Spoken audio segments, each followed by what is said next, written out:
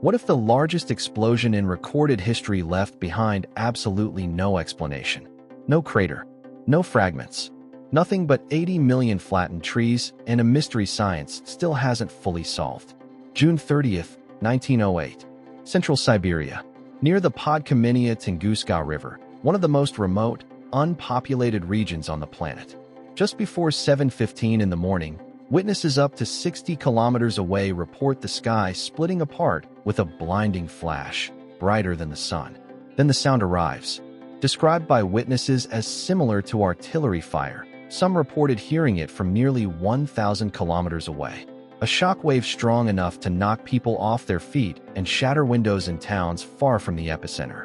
At the Vanavara trading post, roughly 65 kilometers from what would become Ground Zero, a farmer named S. Semenov later described being thrown from his porch, feeling intense heat on his back, as if his shirt had caught fire, before the shockwave hit and knocked him unconscious.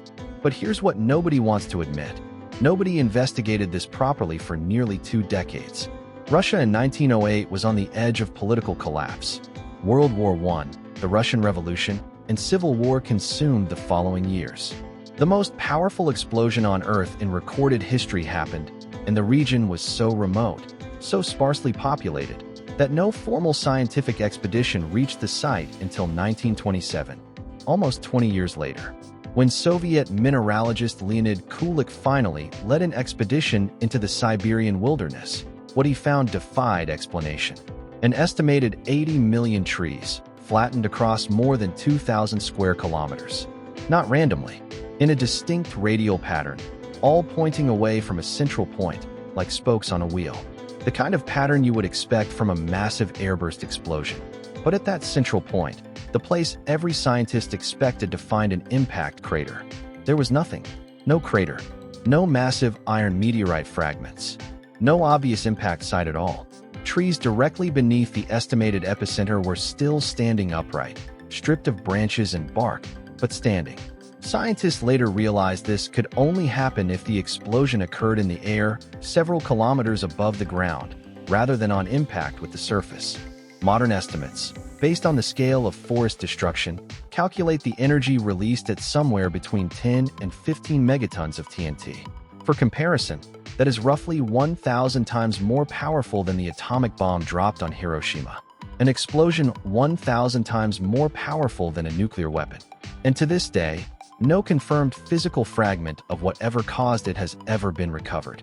The leading scientific explanation is that a stony asteroid or icy comet fragment, somewhere between 60 and 190 meters wide, entered Earth's atmosphere at extreme velocity and detonated in an airburst before reaching the ground, vaporizing almost completely in the blast, leaving no crater and, potentially, no easily identifiable debris. But here's what nobody wants to admit.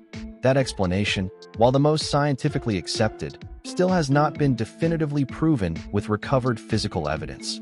Over 100 years later, soil samples from the region have shown trace amounts of materials associated with meteorites, microscopic spherules, elevated levels of certain elements, but nothing conclusive enough to end the debate entirely. Alternative theories over the decades have ranged from a comet made largely of ice, which would explain the total lack of solid fragments, to more fringe proposals that were never taken seriously by the mainstream scientific community. Here's the number that should genuinely unsettle you. If this event had happened just a few hours later, Earth's rotation would have placed the city of St. Petersburg, then the capital of the Russian Empire, home to over 1 million people, directly in the blast zone instead of remote Siberian wilderness. An event powerful enough to flatten forests across an area larger than a major metropolitan city, and it detonated over one of the only places on the planet where almost nobody was there to be harmed by it. Scientists at NASA and other space agencies have since used the Tunguska event as one of the primary case studies for understanding airburst asteroid impacts, because it remains, to this day, the largest impact event in recorded human history. Which means the same category of object that flattened 2,000 square kilometers of Siberian forest in 7 seconds is still out there, somewhere in the solar system, uncatalogued, following an orbit nobody is currently tracking.